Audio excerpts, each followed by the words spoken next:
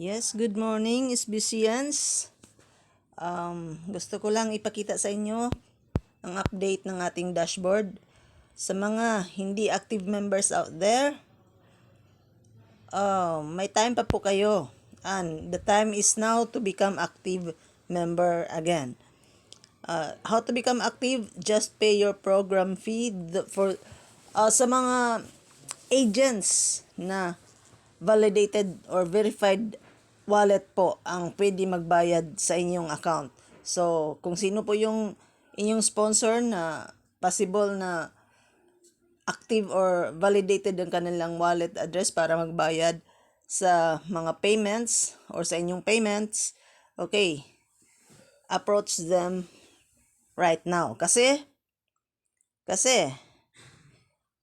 sa mga nandito po, SBC Rewards for December 2023, 200 SBC for paid KCBO, an additional 1,000 SBC holiday reward. So, malaki-laki na po yan.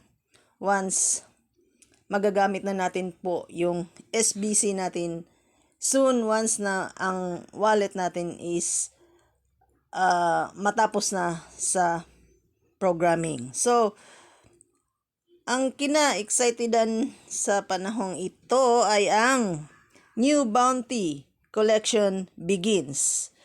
Countdown until December 5th. May natiran pa pong isang araw, 19 hours and 11 minutes and 42 seconds. So, bukas na po yung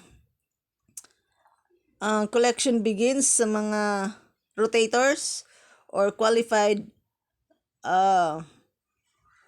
rotator na mag-receive ng bounty sa ating new bounty program. So, paano po maging qualified?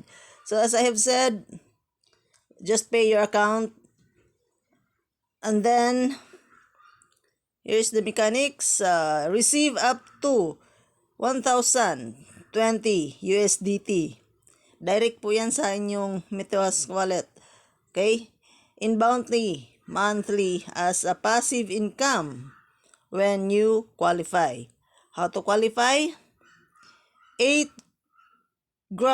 KCBO payment required by you and 2 of your downline to qualify. So, simple lang po magkuha ng inyong downline. Siyempre, unahin nyo yung pamilya nyo, asawa at anak para happy together. Okay?